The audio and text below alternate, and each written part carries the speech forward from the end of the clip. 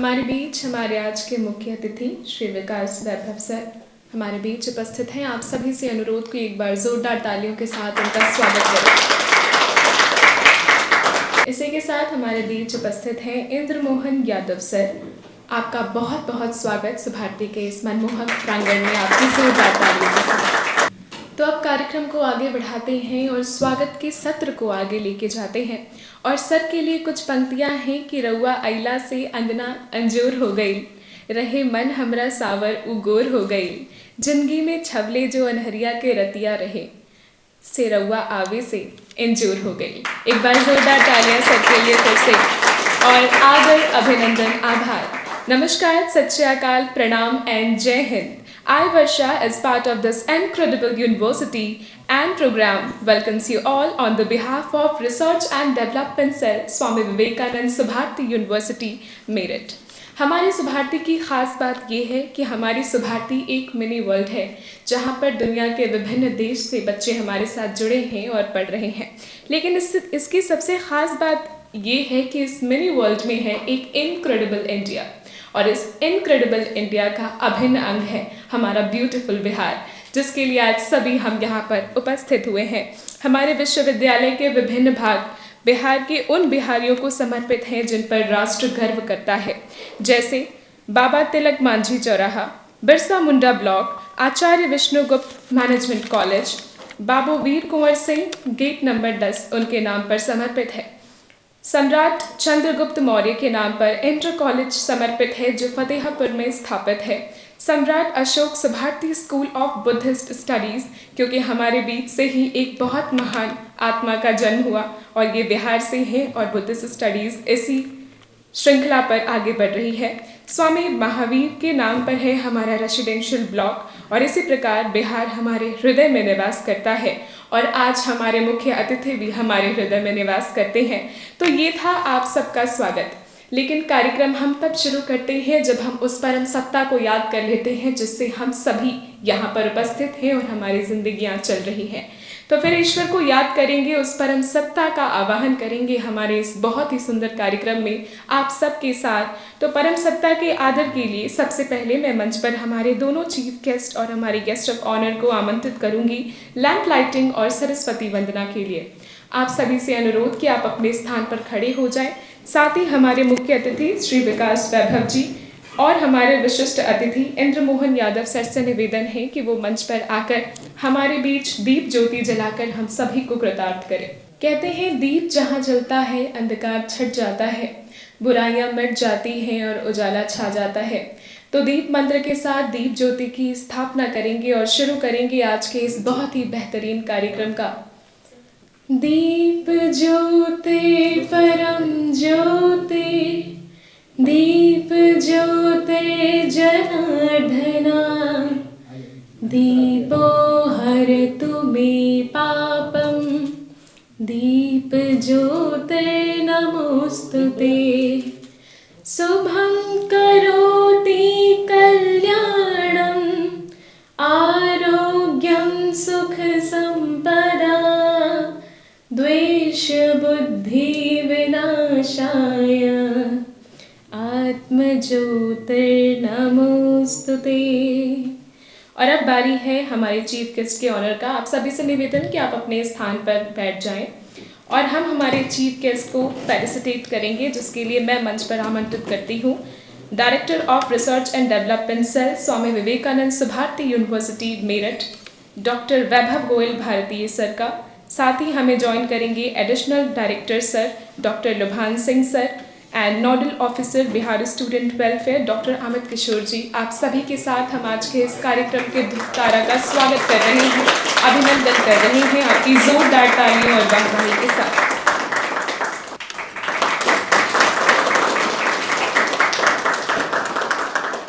हमारे विश्वविद्यालय के इस बात को मानते हुए कि हमारे लिए एवं संपूर्ण भारत के लिए अतिथि देव तुल्य होते हैं, हम फिर से एक बार स्वागत करते हैं हमारे आज के गेस्ट ऑफ ऑनर यानी विशिष्ट अतिथि का। वो हैं Indra Mohan Yadav sir, chief coordinator Delhi NCR and chief coordinator of let's inspire Bihar. जोरदार तालियों के साथ सर का स्वागत।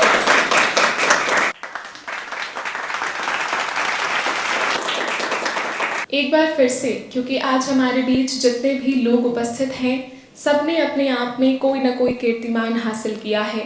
और साथ ही जब इतने बड़े डिग्निटरीज हमारे बीच में बैठते हैं तो कुछ शब्दों के साथ उनका वेलकम तो नहीं किया जा सकता।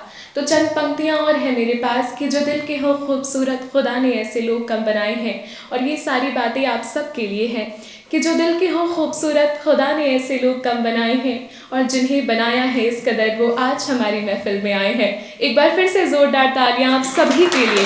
आप सभी ने यहाँ पर आकर हम सबका मान बढ़ाया है।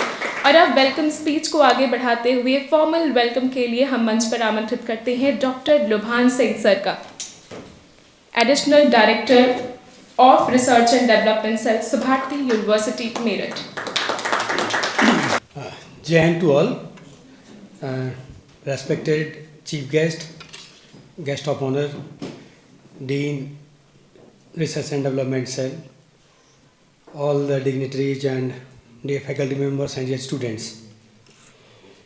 It gives me the immense pleasure just over here to welcome our today's chief guest, Mr. Vikas Vaibhav Sir. And I also profound sense of honor to extend a warm welcome to you on the behalf of Research and Development Cell, Swami Vivekananda Suvarthi University, Meerut. We are truly delighted, sir, to be you just for the presence of your presence here, to have you with us on this special program that is the Let's Inspire Bihar. That sir is also the founder of this program. Suvarthi University, sir, just I will within 2 to 3 lines, I just describe our university also. So Bharati University has always stood for excellence in education, sir. That the research and holistic development, that is the main focus of our university. And our university is guided by basically our ideal core values, that is the Shiksha, Seva, Sanskar and Rashtriyata. And in the continuation of that, we are delivering the knowledge and innovation at our university, and strives to nurture the responsible citizens, skilled professional. We are generating over here since 2008. Our university established in 2008, so we are continuously just moving forward in that field. And since last 8 to 10 years, we are also moving forward in this. We are also doing very well and achieving the excellence in research and development also. So today's gathering that reflects basically that is the commitment of our academic growth, collaboration and shared learnings. Again, I am especially grateful to our esteemed chief guest for honoring with us their presence here, and all of us also eagerly we are waiting, sir. I am not taking too much time. We are waiting for your words on that is the Inspiring Bihar. I also the part of that campaign. I am feeling our university feeling very about that. So once again thanks, sir, and again I extend a heartfelt welcome to everyone present over here. So thank you very much for this joining this program. Thank you. Jai Hind. Thank you so much sir. Sir ये आपके लिए है वैभव sir. जब हमारे बीच आपकी entry हुई थी तो हमारे बीच जितने भी लोग थे उन्होंने आपको गेस्ट ऑफ ऑनर के रूप में रिगार्ड दिया था। सबने आपके लिए तालियां बजाई थी, खड़े हुए थे। लेकिन यहाँ पर कुछ ऐसे भी लोग हैं जिनको आपको देख के अपना घर महसूस हुआ, जो बिहार से बाहर हैं। उनको अगर कोई बाहर से आता हुआ बिहारी दिखता है तो वो बहुत खुश होते हैं, और उनमें से एक मैं भी हूँ क्योंकि मैं बिहार की हूँ। तो आपका स्वागत सर ने फॉर्मली कर दिया है, लेकिन एक बिहारी हमारे बीच हैं जो आपका स्वागत करना चाहते हैं बिहारी अंदाज में। तो ये है मिस्टर राम प्रकाश तिवारी सर। जोरदार तालियों के साथ सर का स्वागत करिए। सर का स्वागत आप बिहारी अंदाज में। जय हिंद। हम बिहार छपरा के रहे वाला हैं, और वह लोग इनके स्वागत में हम खाली बिहार के गाथा बताए कि आवा एगो बात बताई गाथा तोहके आपन सुनाई। आवा एगो बात बताई गाथा तोहके आपन सुनाई, भारत के गर के हार हैं, हाँ हम बिहार हैं। कि राम के ससुरार हैं, सीता मैया के आचर हैं। राम के ससुरार हैं, सीता मैया के आचर हैं। नीति में चाणक्य हैं, नीति में चाणक्य हैं। अशोक के साम्राज्य हैं, हाँ हम बिहार हैं। गांधी के चंपारण हैं, राजेंद्र के सारन हैं। गांधी के चंपारण हैं, राजेंद्र के सारन हैं। कुंवर सिंह के दहाड़ हैं, माझी के पहाड़ हैं, हाँ हम बिहार हैं। ज्ञान में बुद्ध हैं, दान में गुरु गोविंद हैं। बिस्मिल्लाह के तान हैं, आर्यभट्ट के गुमान हैं।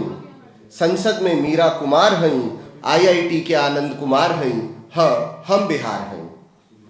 कि चढ़त के जग पूजेला, उगत के जग पूजेला, डूबत के हम पूजीले, गंगा गंडक के पठार हई, निर्जला छठ के त्योहार हई, हाँ हम बिहार हई। रंगमंच के भिखारी हैं, भिखारी ठाकुर बिहार में प्रसिद्ध हैं रंगमंच के लिए, कि रंगमंच के भिखारी हैं, अहिंसा के हम पुजारी हैं, विद्यापति के गान हैं, शारदा के पहचान हैं, हाँ हम बिहार हैं।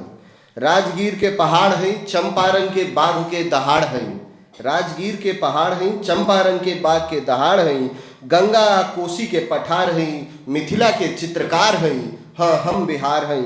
देश के सुनहरा अतीत हैं, देश के सुनहरा अतीत हैं, आवे वाला उज्जवल भविष्य हैं, चले देश जौना से उ सरोकार हैं, चलावे देश जे ओकर आधार हैं, हाँ हम बिहार हैं। हम ना होके मैं, मतलब कि मैं ना होकर हम हैं, अनरसा के मीठापन हैं, तिलकुट से सौंधापन हैं, लिट्टी चोखा के दम हैं, नाही केहू से कम हैं, हाँ हम बिहार हैं। धन्यवाद। आपका बहुत बहुत धन्यवाद सर। सबसे इम्पोर्टेंट लाइन, हम मैं से पहले हम हैं, हम ज़्यादा नहीं कम है, लेकिन हम में हर दम है। और इन्हीं शब्दों के साथ जिस प्रकार श्री राम प्रकाश तिवारी सर ने सारी बातें आपसे साझा की है, वैसे ही हमारे बीच कुछ और बातों को साझा करने आ रहे हैं डॉक्टर अमित किशोर sir, nodal officer student welfare. Doctor Amit किशोर सर, आपको बताएं कि सर भी बिहार से हैं और काफ़ी लंबा अरसा इस यूनिवर्सिटी के साथ गुजार चुके हैं और बहुत सारे स्टूडेंट्स को, बिहारियों को यहाँ पर जोड़ चुके हैं। जय हिंद ऑल, सबको मेरा प्रणाम। मैं doctor Amit Kishore, working as associate professor in department of computer science and engineering, as well as I am also working as a nodal officer of Bihar for the Bihar Student Welfare. Sir, I am here since 2017 and 2019 onwards I am working as the nodal officer of Bihar. During this my journey of this 8 years, more than 2,000 students is here from the Bihar in this university, from the different locations of Bihar, or you can say that every locations of Bihar like Sasaram, Patna, Begusarai, Purnia, every station from the Bihar, every location of the Bihar. And the students are admitted in different departments like diploma, engineering, law college, fine arts, management, BBA, BCA, MBA. Mostly the students, all are the students from the master's course also. They are in the, some students are from the PhD also. Recently, one more incident is there, sir. There is a Anvesen 2025 is organized by the AIU. This is All India Association, University Association for Universities, where 31 teams was participated in for the project demonstration of innovative project demonstration.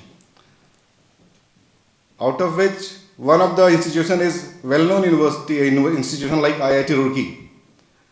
Or to defeat the IIT Roorkee in that program, won the first prize is a very proud moment for us, for the university. And the main crux of the word is all 4 students are from the Bihar. They are from the 3rd year CSE and they are seated here in the uniform. This one girl is Khushbu and Khushi and Manjesh and Ankit. One of the students is in Bihar itself, in vacations. Sir, यहाँ पर हमारे पास बहुत सारे faculty member भी हैं जो कि बिहार से हैं और they are designated on the very good post, like doctor Syed Zafar Hussain is still from the 15 years. He is working as a registrar. Myself, Amit Kishore, working as a nodal officer. Dr. Rakhi Jha, ma'am, and his husband, Dr. Sumit Kant Jha, is a very general physician in the merit. Doctor Ram Prakash Tiwari, इस तरीके से हमारे पास बहुत सारे लोग हैं जो यहाँ पर बिहार से हैं, काफ़ी लंबे अरसे से यूनिवर्सिटी के साथ जुड़े हुए हैं. इसके अलावा यूनिवर्सिटी में मिनी बिहार दिख जाता है हमें कई बार, हर समय समृद्ध बिहार देखने को मिलता है। जब भी कोई हमारे यहाँ फेस्ट होता है, कल्चरल इवेंट होता है, तो उसमें ओकेजनली लाइक कुछ फूड्स जो बिहार के फेमस हैं, लाइक लिट्टी चोखा, ठेकुआ, ये सब मिलते हैं लोगों को खाने के लिए, और बहुत ही इंस्पिरेशनल होते हैं वो, मतलब लोग बहुत अच्छा लगता है उसको खाना, ठीक है। और इसके अलावा सर बहुत बार ऐसा होता है कि जब हम लोग चूँकि 1000 किलोमीटर डिस्टेंस से आए यहाँ पर रुके हुए हैं, तो ये कुछ ना कुछ तो ऐसी बात है जहाँ पर हम लोग आकर के 1000 किलोमीटर से यहाँ करके रुके हुए हैं, काफ़ी लंबे समय से हम लोग यहाँ रुके हुए हैं, 15 साल, कोई 10 साल से, कोई 8 साल से, कोई 12 साल से। हमेशा हमें कभी ऐसा नहीं लगा कि हम अपने घर से बहुत ज़्यादा दूर हैं। जब भी हम लोग कभी किसी मुसीबत में होते हैं या किसी पर्टिकुलर प्रॉब्लम में आते हैं, तो हमारा मैनेजमेंट, जो कि doctor Salya madam, doctor Krishna, doctor Atul sir का जो कोऑपरेशन है, वो हमें गार्जियन की तरह हमें प्रोटेक्ट करता है किसी भी प्रॉब्लम को हैंडल करने के लिए, किसी भी प्रॉब्लम की सिचुएशन को होल्ड करने के लिए। इस तरीके से सर पूरा यूनिवर्सिटी में हमेशा, जैसे अभी आपके सामने जो वर्षा राज है, is 3rd year student of journalism, तो इस तरीके से हमारे पास हर ब्रांचेज में हर तरीके के बच्चे अवेलेबल हैं जो कि हैं बिहार से और बिहार के को रिप्रेजेंट करते हैं सर। थैंक यू इस वक्त सर, धन्यवाद sir. Thank you so much, sir. Now, for sharing more experiences with us, I would like to invite Dr. Rakhi Jha ma'am over the dais. Please give a big round of applause for her. Jai Hind. Thank you, Varsha. Hearty welcome to Vikas Vaibhav sir. Sir, 2 line, अभी आपने बहुत कुछ भोजपुरी में सुना, आप हमारे साथ मैथिली में बस 2 लाइन कहा चाह। मेहनत चुट्टी से सीखू, मेहनत के नाई चुट्टी से सीखू, तरीका बगुला से, आ मकरा से सीखू कारीगरी, मकरा से सीखू कारीगरी, और अपन प्रांतक विकास ले संघर्ष के नाई सीखू विकास वैभव सर से। So thank you so much sir, thank you for coming here and thank you for connecting us with your motto, this Let's Inspire Bihar. So I, Dr. Rakhi Kumari Jha, Head Department of Personality Development and Assistant Professor of Faculty of Management and Commerce of Swami Vivekananda Subharati University, a gratified Subhartian who belongs to the place where pride wears spark and beauty purify in the pond, that is Mithilanchal. Sir, अभी ये सब मैंने सोचा नहीं था, पर आप जैसे ही एंटर किया आपने और आपने कहा हम लिंक्डइन पर कनेक्टेड हैं, सो मुझे बहुत अच्छा लग रहा है। बीइंग अ फीमेल थोड़ी इमोशनल हूँ, अंदर से मैं वो फील बता नहीं सकती मैं कितनी खुश हूँ ये सुनकर कि आपको याद है कि मैं आपसे कनेक्टेड हूँ लिंक्डइन पर। Thank you sir.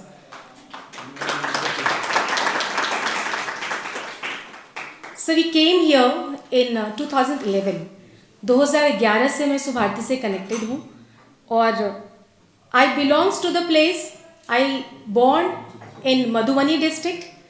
I brought up in different places of Bhagalpur district because my father was in a transferable job. I have earned my professional degree from prestigious college of Bihar, that is CM Science College, Darbhanga.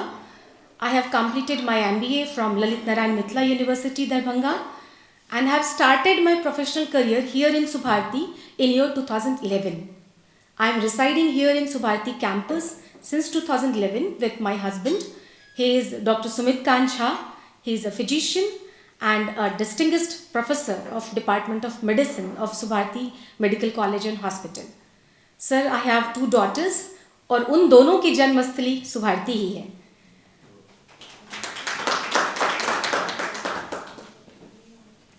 Sir, मैं जैसे कि sir ने कहा था हमारे सुभारती के 4 स्तंभ हैं, शिक्षा, सेवा, संस्कार और राष्ट्रीयता। तो सर, राष्ट्रीयता हमारे यहाँ कूट कूट कर भरी हुई है। हमारे यहाँ हर प्रांत के बच्चे हैं और बिहार चूँकि हमारा नेबरिंग स्टेट है तो ऑब्वियसली बिहार की फैकल्टीज़ और स्टूडेंट्स, नंबर ऑफ़ स्टूडेंट्स और फैकल्टीज़ बहुत सारे हैं। हमारे यहाँ इंटरनेशनल स्टूडेंट्स भी हैं और नॉर्थ ईस्ट स्टेट से भी बहुत सारे बच्चे हैं।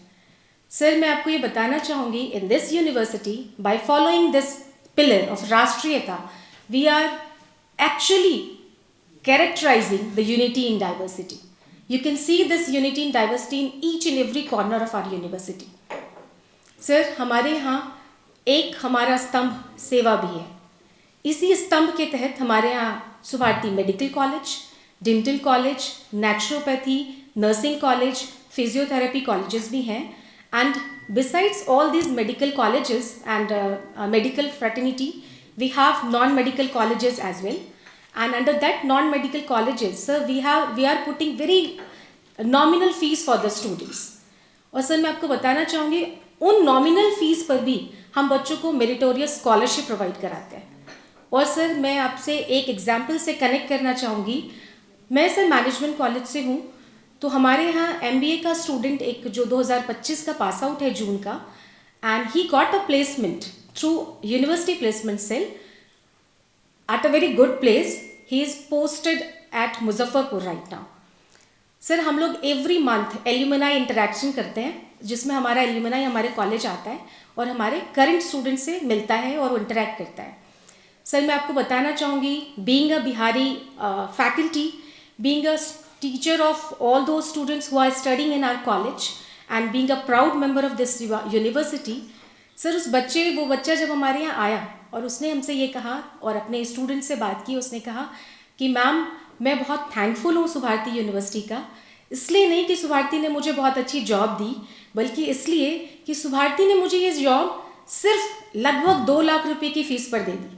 सर मैं लगभग 2 लाख रुपये इसलिए बोल रही हूँ क्योंकि हमारी फीस एक्चुअली में बहुत कम है in comparison to other colleges of the Meerut as well as the colleges of Delhi NCR. और इस नॉमिनल फीस पे भी हम मेरिट स्कॉलरशिप देते हैं सर, अकॉर्डिंग टू 60% 70% हमारा क्राइटेरिया बना हुआ है. उस बच्चे को भी हमने स्कॉलरशिप दी और आज वो बच्चा इसलिए नहीं खुश है कि उसको बहुत अच्छी जॉब मिली. सर मैं आपको बताना चाहूँगी, वो इस बात से ज़्यादा खुश है कि वो जिस डिजिग्नेशन पर, जिस प्रोफाइल पे काम कर रहा है, उसी डिजिग्नेशन पर उसके साथ उसका एक कुलीग काम कर रहा है जो कि दिल्ली के किसी प्रेस्टिजियस कॉलेज से उसने PGDBM किया और उसने 12 लाख की फ़ीस दी है.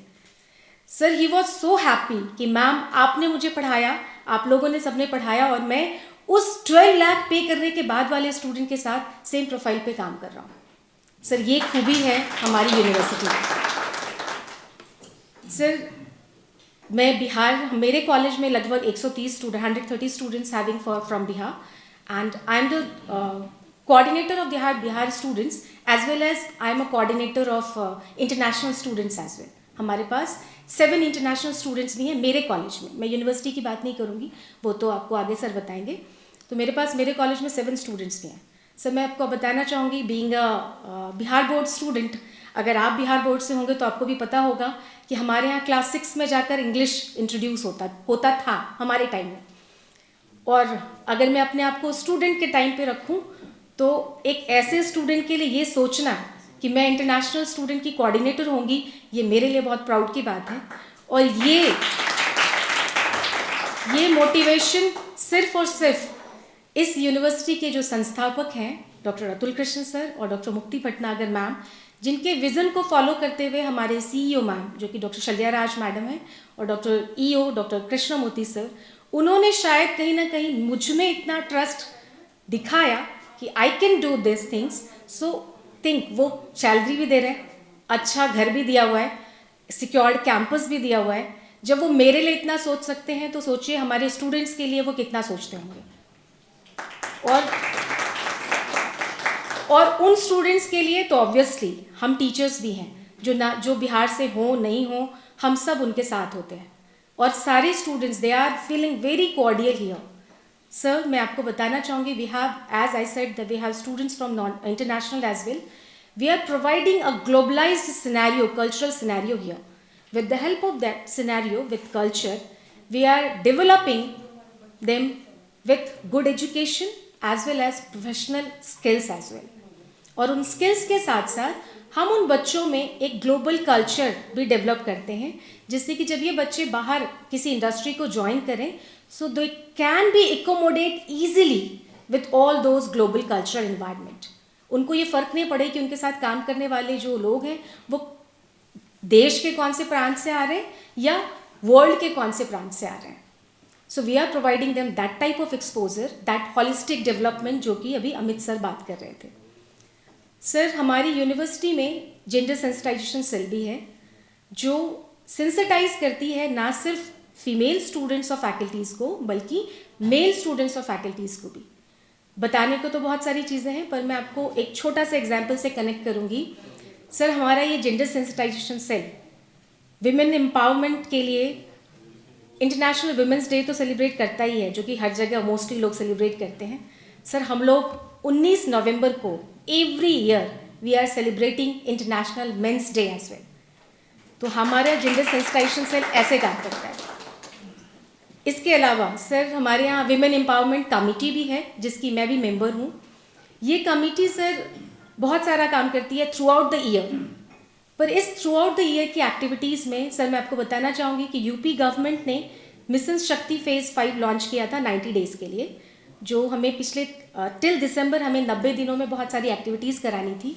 और सर, मैं बहुत प्राउडली कहना चाहूँगी कि हमारी कमेटी ने under the guidance of our CEO ma'am doctor Shalya Raj madam, हमने 90 डेज़ में लगभग 30 एक्टिविटीज़ कंडक्ट कराई, जो हमने यूपी गवर्नमेंट के पोर्टल पर जिसकी रिपोर्ट्स अपडेट कर दी हैं, अपलोड कर दी हैं। सर, इसके अलावा हम बहुत सारी चीज़ें हैं यूनिवर्सिटी के बारे में बताने के लिए। हमारे पास ये सारे सेल्स और ये सारी university with including the placement department, we are trying to do good for our university, and we always willingly or try to get the help from the other third parties, from the people like you. You can connect with us and you can provide all the facilities or the things what our university looking forward to achieve. That's all from my side. इसके बाद thank you so much. जय हिंद। Thank you so much ma'am. आपके इतनी सारी बातों को कहने के बाद अब हमारे पास शायद ही कुछ शब्द बचे हों, और मैम ने बहुत सारी बातें इंक्लूड कर दी और मैम ने सिद्ध किया कि कैसे मीठी भाषा से आप सब तक वो बातें पहुंचाई जा सकती हैं। मिथिलांचल से है मैम और मिठास तो इनकी पहचान है। और जब मैं मैम को सुन रही थी and she was calling out कि she is an active member of women empowerment cell, तो मुझे सावित्रीबाई फुले मैम याद आ गई, जो उस समय में पहली टीचर बनी थी और हम सबको पढ़ा रही थी। कल ही उनका हमने सेलिब्रेट किया है, कल उनको सेलिब्रेट किया है और आज मैम आपको जोरदार तालियों के साथ सेलिब्रेट कर रहे हैं। एंड नाउ अब हम उनको सुनने जा रहे हैं जिनके लिए हम सब यहाँ पर उपस्थित हैं, और सर भी बहुत दूर से चल के हमारे बीच आए हैं। वैसे तो सर किसी परिचय के मोहताज नहीं है, लेकिन हम आपको थोड़ा सा परिचय दिलाना चाहेंगे सर के बारे में। सर का नाम आप सभी को ज्ञात है, सर का नाम यहाँ पर लगा है, हे एज श्री विकास वैभव। आप भारतीय पुलिस सेवा के एक प्रमुख अधिकारी हैं जो आतंकवाद विरोधी कार्यों, जन सेवा के प्रति प्रतिबद्धता एवं लेट्स इंस्पायर बिहार जैसी पहलों के लिए जाने जाते हैं। आप IIT कानपुर के पूर्व छात्र हैं जिन्होंने बिहार पुलिस और राष्ट्रीय जांच एजेंसी में अपराध नियंत्रण, आतंकवाद विरोधी अभियान और सामुदायिक उत्थान पर ध्यान केंद्रित करते हुए महत्वपूर्ण भूमिका निभाई है। 2003 में IPS में शामिल हुए और बिहार के आतंकवाद विरोधी दस्ते को परास्त किया है। DIG के बिहार के गृह विभाग के पुलिस IG विशेष सचिव सहित विभिन्न पदों पर कार्य किया है। साथ ही बगाहा जैसे जिलों में अपराध नियंत्रण, रोहतास में माओवादी गतिविधियों से निपटना, इंडियन मुजाहिदीन मामलों की जांच करना और आतंकवाद विरोधी प्रयासों का नेतृत्व करने के लिए आप बखूबी जाने जाते हैं। इसी के साथ भारतीय प्रौद्योगिकी संस्थान IIT कानपुर के आप छात्र रह चुके हैं और आप सामाजिक परिवर्तन पर केंद्रित गैर सरकारी संगठन लेट्स इंस्पायर बिहार के संस्थापक और संरक्षक तथा सत्येंद्र कुमार दुबे मेमोरियल पुरस्कार के प्राप्तकर्ता भी हैं। आपको बता दें कि currently sir Bihar state planning board के एक एडवाइजर भी हैं। तो जोरदार तालियों के साथ सर का स्वागत करते हैं हम मंच पर और कहते हैं कि सुनकर कर दे अनसुना ऐसी इनकी आवाज़ नहीं, मिलकर भूल जाए कोई इनकी ऐसे अल्फाज नहीं, किसी महफिल में छुप जाए ऐसे इनके अंदाज नहीं। और सर को देखिए ज़रा, आप सूरज से दमकते हैं, किसी भी परिचय के मोहताज नहीं। एक बार जोरदार तालियां फिर से सबके। तो बड़ा प्रसन्न हूँ आपके बीच में, सभी का हृदय से अभिनंदन करता हूँ। और स्वामी विवेकानंद सुभारती विश्वविद्यालय के सभागार में मन कहीं न कहीं स्वामी जी का भी स्मरण करने लगा कि स्वामी जी के सपनों का जो भारत था। और जैसा कि अभी परिचय दिया जा रहा था कि अनेक इस विश्वविद्यालय में जो विशेष स्थान हैं उनको भी महापुरुषों के नाम पर या भारतीय संस्कृति से जुड़े अनेक ऐसे जो महत्वपूर्ण विषय हैं उनके नाम पर स्थापित किया गया है। तो निश्चित ही जो विद्यार्थी यहाँ पढ़ते होंगे, पढ़ेंगे, अपनी संस्कृति से गहन जुड़ाव अनुभव उस समय करते रहेंगे। तो आज विषय मुझे आमंत्रित किया गया है लेट्स इंस्पायर बिहार से थोड़ा सा परिचय कराने के लिए, और मैं भी आमंत्रित करने आया हूँ। 22 जनवरी को दिल्ली के तालकटोरा स्टेडियम में एक बड़ा कार्यक्रम हम लोग बिहार डेवलपमेंट समिट करने जा रहे हैं। बिहार की सोच क्या रही है और कैसी होनी चाहिए, यही इस अभियान का मुख्य विषय, बिहार की युवा पीढ़ी को उससे परिचित कराने के लिए। बिहार आज भारत का सबसे आर्थिक रूप से पिछड़ा राज्य है, जिसका पर कैपिटा इनकम यदि हम अन्य राज्यों से उसकी तुलना करें तो हम बहुत पीछे हैं। दिल्ली एनसीआर की यदि हम बात करें, दिल्ली राज्य में एक व्यक्ति की औसत per capita income 46,000 per month. Telangana, Karnataka में एवरेज पर कैपिटा इनकम 35 से 36 हज़ार के बीच में है। तमिलनाडु, हरियाणा में अबाउट 32,000 पर मंथ एक व्यक्ति कमाता है। गुजरात, महाराष्ट्र, केरल में लगभग 29,000 है। बगल में जो पहाड़ी राज्य हैं, उत्तराखंड, हिमाचल, इसमें 26,000 एक व्यक्ति की per capita income. Andhra Pradesh भी कुछ समय तक बड़ा पिछड़ा माना जाता था, लेकिन आज उसमें पर कैपिटा इनकम लगभग 25,000 के आसपास है। अब बिहार के आसपास यदि हम तुलना करें तो हम उत्तर प्रदेश में हैं। उत्तर प्रदेश में 10,300 एक व्यक्ति की औसत आय पिछले सितंबर का जो डेटा है भारत सरकार का बताया गया। बिहार से अलग हुआ झारखंड में 10,600 प्रति माह एक व्यक्ति की पर कैपिटा इनकम है, और बिहार में सबसे कम 6,374 रुपये मात्र ही एक व्यक्ति की एवरेज पर कैपिटा इनकम। तो एक बहुत बड़ा गैप बिहार में भारत के अन्य क्षेत्रों से है। और इसको यदि हम पॉपुलेशन के हिसाब से देखें तो 14 करोड़ के लगभग की जनसंख्या, जिसमें 9 करोड़ की आयु 30 साल से आज कम है। तो one of the largest youth population. विकसित भारत के सपने के लिए एक बड़ी चुनौती बिहार का विकसित होना है, क्योंकि बिहार विकसित नहीं हुआ है। बिहार से यदि हम शिक्षा, रोजगार, स्वास्थ्य के लिए ऐसी सुविधाओं का निर्माण नहीं कर सके जिससे किसी व्यक्ति को बाहर जाने की आवश्यकता नहीं हो, तो विकसित भारत की कल्पना हम नहीं कर पाएंगे। तो कैसे वैसा इंफ्रास्ट्रक्चर बने, कैसे वैसे इकोनॉमी डेवलप करे, कैसे वैसे एजुकेशनल इंस्टीट्यूशंस बने, मुख्य रूप से इस अभियान के चिंतन का विषय यही है। पिछले 4 वर्षों से हम लोग जाति, संप्रदाय, लिंग भेद, विचारधाराओं के मतभेदों से ऊपर उठकर लोगों को जोड़ने का प्रयास कर रहे हैं।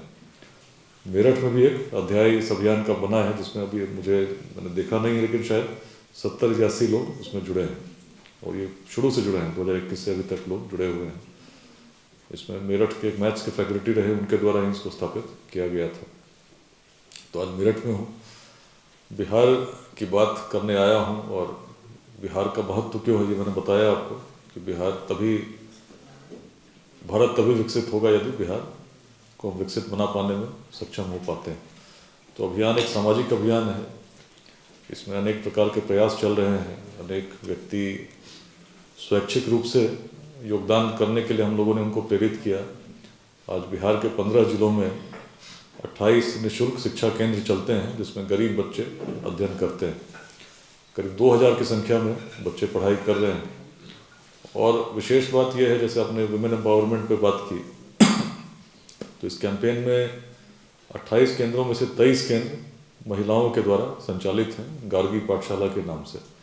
और इसके अतिरिक्त जो एक बड़ा विजन है कि बिहार में एंटरप्रेन्योरशिप कैसे आगे बढ़े।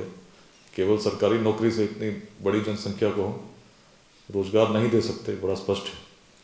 तो बिहार में सीडिंग ऑफ एंटरप्रेन्योरशिप में हम लोग एक अहम भूमिका निभा रहे हैं, प्रारंभ से ही लोगों को उनकी सोच को परिवर्तित करने के लिए।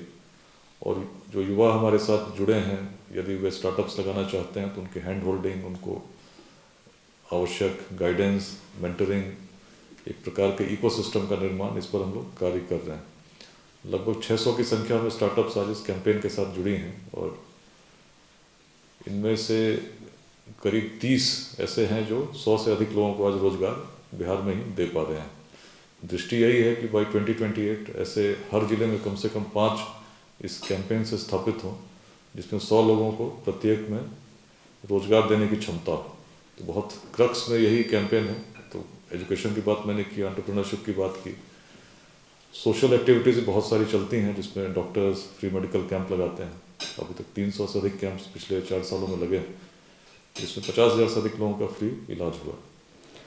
अलग अलग प्रयास अलग अलग लोगों के द्वारा किए जा रहे हैं, जिसमें विशेषकर जो लोग बिहार से बाहर रहते हैं उनको हम लोग प्रेरित कर रहे हैं कि आप अपने गाँव के विद्यालय से, गाँव के छात्रों से जुड़कर यदि किसी प्रकार का योगदान, कुछ अंशदान आप कर सकते हैं तो इसको जरूर करें, क्योंकि जिस गति की आवश्यकता बिहार को है उसको यदि इकोनॉमिक पैरामीटर्स में देखेंगे तो लगभग 15% का ग्रोथ रेट चाहिए, तभी जाकर अन्य राज्यों के समकक्ष हम 2047 के आसपास हो सकेंगे या उनसे अग्रणी भी हो सकेंगे।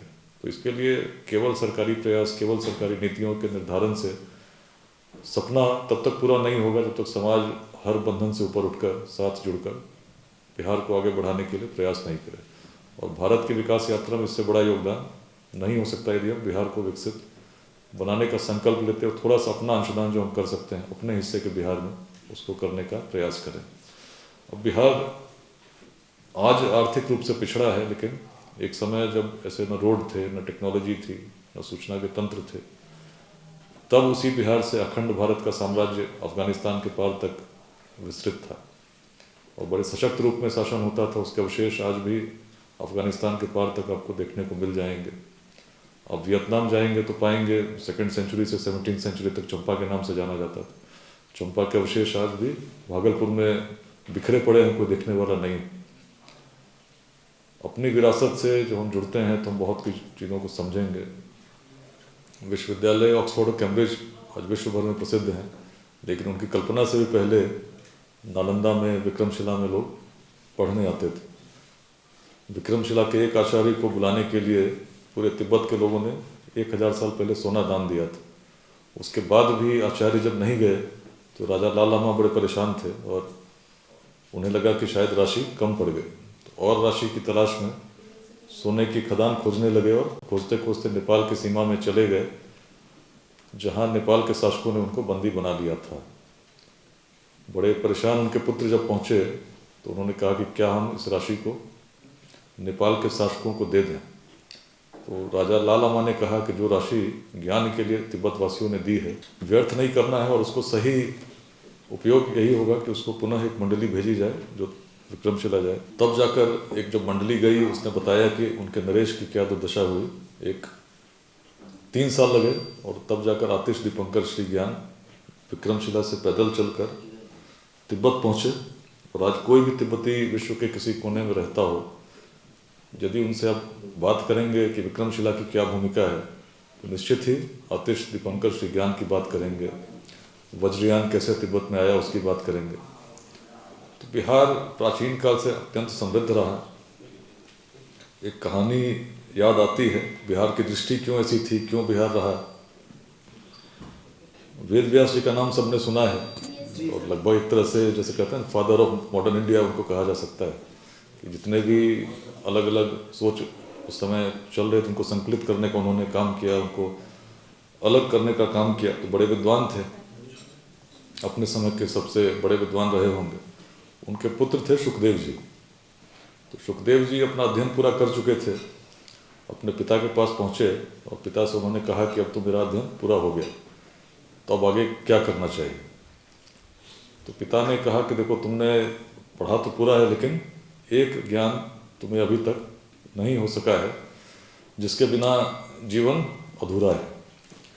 उसके लिए तुम्हें विदेह जाना होगा। विदेह नरेश जनक के पास ही वैसा ज्ञान तुम्हें मिल सकता है।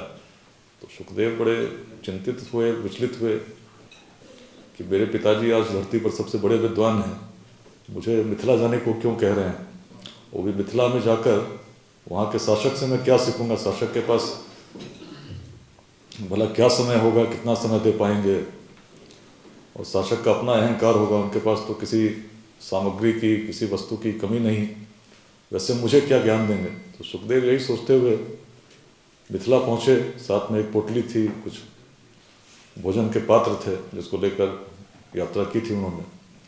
तो जब जनक की राजसभा के पास पहुँचे तो वहाँ सैनिक ने उनसे कहा कि आप प्रतीक्षा कीजिए, और प्रतीक्षा कर जब समय आएगा तो जनक आपको बुलाएंगे। तो सुखदेव को एक कक्ष में बिठाया गया और उनसे प्रतीक्षा करने को कहा गया।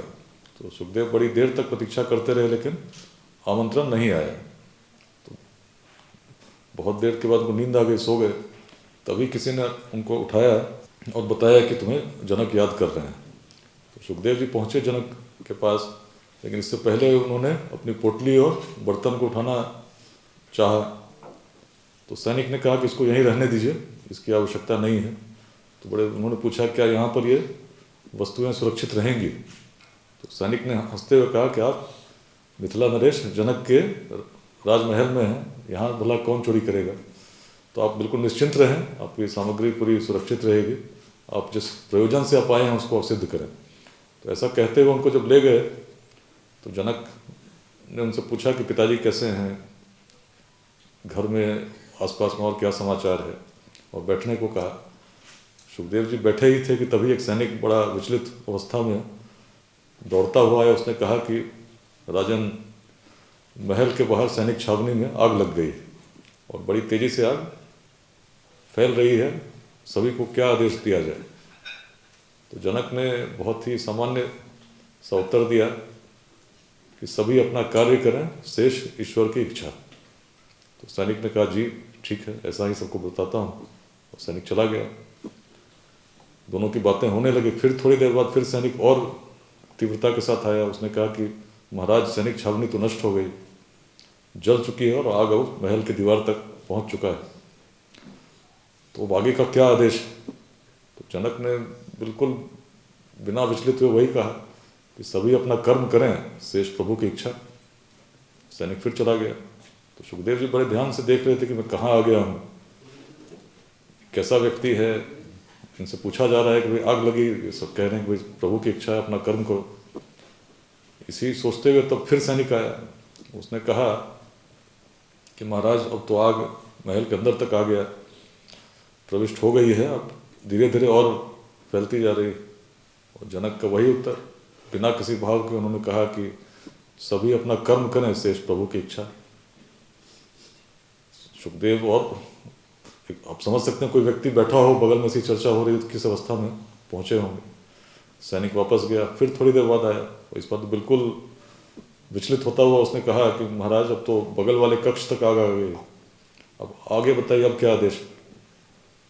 तो जनक इससे पहले कि कुछ कहते उन्होंने देखा सुखदेव उठ गए और जाने लगे। तो उन्होंने सुखदेव को रोका और फिर कहा, क्यों जा रहे हो, कहाँ जा रहे हो। तो सुखदेव जी ने कहा कि बगल वाले कक्ष में तो मेरा भी सामान पड़ा हुआ है, उसी को सुरक्षित करने में जा रहा हूँ। तो उन्होंने कहा, अब बैठ जाइए, अब निश्चिंत हो जाइए, आपके जाने से क्या वहाँ कुछ परिवर्तन हो जाएगा, जब आग वहाँ तक पहुँच ही गई है। पहले आप बैठिए और मैं बताता हूँ, यहाँ कोई आग कहीं नहीं लगी। मैं आपकी परीक्षा ले रहा था, क्योंकि आपके पिताजी ने मुझे आपको यहाँ इसलिए भेजा क्योंकि विदेह की अवस्था को आपको समझाना चाहते थे कि व्यक्ति शरीर से अलग होकर कैसे सोच सकता है, कैसे उस चिंतन को समझ सकता है। लेकिन इतना यदि अटैचमेंट, इतना मोह आपका एक छोटे से पोटली और पात्र के प्रति रहेगा तो भला विदेह की अवस्था आप कैसे समझोगे। तो तब जाकर सुखदेव जी को लगा कि शायद पिताजी ने सही जगह भेजा है। अभी तक तो मैं इतना मोहित था कि एक छोटे से पोटली से, पात्र से भी इस प्रकार से जुड़ा हुआ था कि मुझे उसकी चिंता सताई जा रही थी। तो उन्होंने कहा कि मैं आपसे ज्ञान अर्जित करना चाहता हूँ और मैं चाहता हूँ कि आप मुझे ज्ञान दें। तो जनक ने कहा, निश्चित मैं तुम्हें ज्ञान दूंगा, लेकिन एक परीक्षा तुम्हारी और मैं लूँगा। तो सुखदेव जी बोले, अब क्या। तो उन्होंने कहा, एक तुम्हें तेल का पात्र मैं देता हूँ और इसको लेकर तुम्हें मिथिला के मुख्य मार्गों से गुजरना होगा और फिर लौट के आना होगा। शर्त यही है कि इस तेल के पात्र से एक बूंद भी तेल यदि नीचे गिरा तो तुम्हारे पीछे एक सैनिक चल रहा होगा जिसके पास एक नंगी तलवार होगी, और यदि एक बूंद भी नीचे गिरता है तो तुम्हारा सर धड़ से अलग कर दिया जाएगा। तो इस प्रकार की बात कहते हुए उन्होंने पात्र थमा दिया और पूरे मार्ग में अलग अलग स्थानों पर अनेक नर्तकियाँ थीं, अनेक खिलाड़ी थे, अनेक वक्ता थे, इनको खड़ा कर दिया गया ताकि उनका ध्यान उनकी ओर आकृष्ट हो। तो सुखदेव जी को पात्र मिला, सुखदेव जी चलने लगे, उन्हें तो परीक्षा देनी थी और सुखदेव जी बड़े ध्यान से केवल पात्र पर ध्यान उनका था कि इससे एक बूंद भी इधर से उधर नहीं हो। रास्ते में बहुत लोगों ने उनका ध्यान खींचने का अपनी ओर कोशिश किया होगा, लेकिन बिल्कुल पात्र को देखते हुए चलते रहे और अंततः लौटकर जनक के पास पहुँचे। उन्होंने कहा कि देखिए महाराज, मैं आपकी परीक्षा में सफल हो गया, इस पात्र से एक बूंद भी तेल कहीं गिरा नहीं। तो जनक ने पूछा कि भाई ये बताओ, आपने रास्ते में क्या क्या देखा?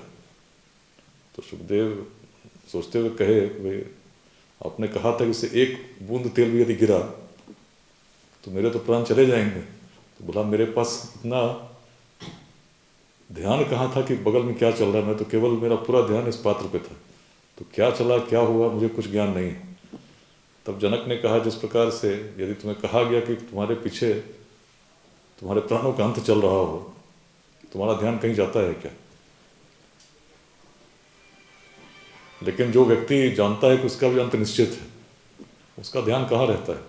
उसका अंत तो कभी उस पीछे खड़े मृत्यु के पीछे रहता ही नहीं। यदि व्यक्ति को अनुमान लग जाए कि मेरे पीछे मृत्यु चल रही है, तो उसका ध्यान भी बिल्कुल अपने जीवन के लक्ष्य की ओर ही रहेगा और इधर उधर नहीं भटकेगा। तो ये बातें इसलिए मैंने इस कहानी को इसलिए साझा किया कि सोचिए बिहार में हम किस प्रकार से सोच रहे थे। बिहार में उस समय एक अलग अवस्था की सोच, शरीर से अलग, जो भौतिक अस्तित्व है उससे अलग, कैसे जीवन हो सकता है, जीवन का लक्ष्य क्या है, जीवन में जो समय मिला है उसका उपयोग कैसे हम कर सकते हैं। एक कहानी जिसमें बिहार की सोच और अच्छे से परिभाषित हो जाएगी और क्यों हम लोग इस प्रकार का अभियान चला रहे हैं। वीरेंद्र मोहन जी बैठे हैं, उनके साथ सामने ही परसों तरसों भी कहानी को मैंने साझा किया था, श्वेत केतु और उद्दालक की कहानी। कितने लोग सुने हैं? श्वेत केतु का नाम सुने हैं क्या? आप सुने हैं? कहानी जानते हैं? कहानी नहीं जानते हैं। उद्दालक का नाम कोई सुने हैं? नहीं। तो चलिए इस कहानी को सुनते हैं। कहानी बड़ी, मुझे लगता है जीवन में यदि कुछ सोचते हैं तो निश्चित उसमें कुछ परिवर्तन अवश्य लाएगी। तो श्वेत केतु उद्दालक के पुत्र थे। जैसे आज आपके माता पिता ने आपको सुभारती विश्वविद्यालय भेजा है, उसी प्रकार कभी उद्दालक ने श्वेत केतु को उस समय के श्रेष्ठ गुरुकुल में अध्ययन के लिए भेजा। और जब लौट कर वापस आए तो पिता ने स्वाभाविक भाव से पूछा कि क्या तुम्हारा अध्ययन पूरा हो गया या और पढ़ना चाहते हो, और यदि अध्ययन पूरा हो गया तो क्यों न तुम्हारे विवाह की बात की जाए। तो श्वेत केतु ने बड़े गर्व से कहा कि मैंने सब कुछ बड़े अच्छे से पढ़ा है और न केवल मैंने अध्ययन पूर्ण किया, पूरे गुरुकुल में स्वयं को मैंने श्रेष्ठ भी सिद्ध किया है। और अब मेरे मन में केवल एक अभिलाषा है कि क्यों न मैं मिथिला की सभा में जाकर अपने समय का सबसे बड़ा विद्वान स्वयं को सिद्ध करूं, और तभी उसके आगे जो आपकी आज्ञा होगी उसको मैं स्वीकार कर लूँगा। तो उद्दालक बड़े तत्वदर्शी थे, उनके मन में बड़ी चिंता हुई। उन्हें लगा पुत्र को तो मैंने ज्ञानी बनने भेजा था, ज्ञान तो इसने लिया, लेकिन साथ साथ अहंकार भी उसी प्रकार लेकर आया है और अहंकार ज्ञान को नष्ट कर देगा। तो उन्हें बड़ी पीड़ा हुई। तो उन्होंने अपनी पत्नी से कहा, पत्नी ने पुत्र को कहा कि पिता तुमसे कुछ बात करना चाहते हैं। तो श्वेत केतु पिता के पास पहुँचे, बहुत देर तक पिता ने बिठाए रखा। श्वेत केतु ने तो पूछा, आपने मुझे क्यों बुलाया है? तो पिता ने कहा, मैं जानना चाहता हूँ कि तुम क्या क्या जान चुके हो। तो श्वेत केतु ने बड़े ध्यान से कहा कि मैंने चारों वेद पढ़े हैं, सभी वेदांग पढ़े हैं, सभी तत्वों को मैंने जाना है, सिद्धांतों को जाना है, जो भी गुरुकुल में पढ़ाया गया उसमें मैं श्रेष्ठ स्वयं को सिद्ध कर चुका हूँ, इसलिए मुझे लगता है कि मैं सब कुछ जानता हूँ। तो पिता ने कहा, ठीक है, तुम्हारी मैं एक परीक्षा लेता हूँ, मैं 3 प्रश्न पूछूंगा, यदि तुम तीनों का उत्तर दे सको तो मैं भी मान लूँगा कि तुम मिथिला की सभा में जा सकते हो। पिता ने कहा कि पहला प्रश्न पूछा कि वह कौन सा तत्व है जिसको जानने से जो नहीं देखा जा सकता उसको देख सकते हैं। तो श्वेत केतु स्मरण करने लगे क्या क्या उन्होंने अध्ययन किया था। बहुत स्मरण करने के बाद उन्होंने कहा कि ऐसा तत्व जिससे वो जानने से जो नहीं देखा जा सकता उसको देख सकते हैं, इसके बारे में तो कहीं चर्चा गुरुकुल में की ही नहीं गई। तो ऐसा बोला कौन सा तत्व हो सकता है, इस तत्व के बारे में मैं नहीं जानता हूँ। तो पिता ने कहा ठीक है, मैं दूसरा प्रश्न मेरा यही है कि वह कौन सा तत्व है जिसको जानने से जो नहीं सुना जा सकता उसको सुन सकते हैं। तो श्वेत केतु का फिर वही उत्तर था कि इस तत्व के बारे में तो गुरुकुल में बताया ही नहीं गया, मैं इस तत्व को नहीं जानता हूँ। तीसरा प्रश्न उन्होंने किया कि वह कौन सा तत्व है जिसको जानने से जिसका चिंतन संभव नहीं उसका चिंतन संभव हो जाता है। तो श्वेत केतु ने काफ़ी सोचा, फिर वही उत्तर था कि ऐसे तत्व को मैं नहीं जानता हूँ। और तब पिता को लगा कि अब शायद मेरा पुत्र उस अवस्था में है कि इसको कुछ बताया जा सके। तो उन्होंने बगल में इशारा किया, कुछ मिट्टी के बर्तन रखे हुए थे और पूछा कि ये क्या है। तो श्वेत केतु ने देखा और कहा तो मिट्टी के बर्तन है। तो पिता ने कहा तुमने बिल्कुल सही कहा, ये मिट्टी के ही बर्तन है। जो व्यक्ति मिट्टी को जानता है, बर्तन किसी आकार के हों किसी प्रकार के हों, यदि उनको देखेगा तो यही कहेगा ये मिट्टी के ही बर्तन है, तो मिट्टी से बने हैं, देखते ही समझ जाएगा। तो उन्होंने बिल्कुल सही समझाया, ये मिट्टी के बर्तन है। उन्होंने बगल में कुछ आभूषण रखे थे, उसको देखकर पूछा बताओ ये क्या है। तो श्वेत केतु ने देखते हुए कहा ये तो सोने के आभूषण है। तो पिता ने कहा बिल्कुल सही तुमने कहा, ये सोने के ही आभूषण हैं। यदि व्यक्ति सोने को जानता है तो निश्चित सोने से बने हर प्रकार के हर आकार के किसी भी स्थिति में हो, यदि आभूषण को देखेगा तो यही कहेगा सोने के आभूषण। ऐसा तो नहीं कहेगा कि पीतल के आभूषण। जैसे इसमें ये है तो क्या है, ये पानी है, कांच का ग्लास है। इसको देख के ये तो नहीं कहेंगे कि ये लोहे का है या पीतल का है। जो व्यक्ति कांच को जानता है कांच का ग्लास। तो वैसे ही जो व्यक्ति मिट्टी को जानता है कि मिट्टी के बर्तन है। जो व्यक्ति सोने को जानता है सोने के आभूषण है। तो पिता ने कहा जिस प्रकार मिट्टी को जानने वाला व्यक्ति मिट्टी से बने बर्तन को जानता है, तत्व तो मिट्टी है, जिस प्रकार सोने को जानने वाला व्यक्ति सोने के आभूषण को जानता है, उसी प्रकार जिस तत्व को जानने से जो नहीं देखा जा सकता उसको देख सकते हैं, जो नहीं सुना जा सकता उसको सुन सकते हैं, और जिसका चिंतन संभव नहीं उसका चिंतन संभव हो जाता है, वह तत्व तो सर्वत्र विद्यमान है। उसी तत्व से पूरी सृष्टि बनी हुई है और उसी तत्व से तुम भी बने हुए हो। तुम वही हो, तब त्वम असि। श्वेत केतु बड़ा अचंभित हो गया, ऐसा कैसे हो सकता है। मिट्टी को तो मैं देख पाता हूँ, तो मिट्टी से मिट्टी के बर्तन बने हैं, समझ भी पाता हूँ। सोने को मैं देख सकता हूँ, अनुभव कर सकता हूँ, तो मैं जानता हूँ सोने के आभूषण। लेकिन आप कह रहे हैं कि जिस तत्व से पूरी सृष्टि बनी है मैं भी बना हूँ, उस तत्व को तो मैं देख भी नहीं पाता, तो भला वो तत्व कैसे हो सकता है। ऐसा तत्व को हम कैसे अनुभव कर सकते हैं। दोनों उस समय एक वृक्ष के नीचे बैठे थे। पिता ने ऊपर कहा ऊपर देखो बताओ क्या दिखता है। तो श्वेत केतु का ऊपर आसमान है, नीचे वृक्ष है, हम लोग नीचे बैठे हैं। पिता ने कहा इस वृक्ष के ऊपर चढ़ जाओ और तब बताओ अब क्या दिखता है। तो श्वेत केतु ने ऊपर चढ़कर कहा अब टहनियाँ दिखती हैं, कुछ पत्ते हैं, कुछ फल लदे हुए। पिता ने कहा एक फल तोड़कर नीचे आ जाओ। और जब श्वेत केतु नीचे आए उन्होंने कहा इस फल को खंडित करो और अब देख के बताओ क्या दिखता है। तो श्वेत केतु ने कहा उस कुछ फल का गुदा है, कुछ बीज हैं। तो पिता ने कहा बीज को खंडित करो और तब बताओ अब क्या दिखता है। तो श्वेत केतु ने जब बीज को खंडित किया तो देखते हुए उसने कहा कि अभी तक तो जो भी देख रहा था उसमें कुछ ना कुछ भिन्नता थी, तो मैं बता पा रहा था। इस बीज के अंदर तो कुछ है ही नहीं, मैं आपको क्या बताऊं। तब पिता ने कहा जिस बीज में तुम्हें कुछ दिख नहीं रहा, उसी बीज को जब धरती में बोते हो तो क्या ये पूरा वृक्ष उसी में छुपा नहीं है। जहाँ तुम्हें कुछ दिख नहीं रहा वहाँ सब कुछ विद्यमान है। तो ऐसे में जिस तत्व को तुम देख नहीं पा रहे वो भी सर्वत्र विद्यमान है। लेकिन जिस प्रकार से बीज में छुपे वृक्ष को तुम नहीं देख पा रहे उसी प्रकार से उस तत्व को नहीं देख पा रहे जिससे तुम भी बने हो। लेकिन जिस दिन तुम उस तत्व को अनुभव करने लग गए, उस तत्व को तुमने ग्रहण कर लिया, उस तत्व को तुमने समझ लिया, तो जो नहीं देखा जा सकता उसको भी देख पाओगे, जो नहीं सुना जा सकता उसको भी सुन सकोगे, और जिसका चिंतन संभव नहीं वैसा चिंतन कर पाने में सक्षम हो जाओगे।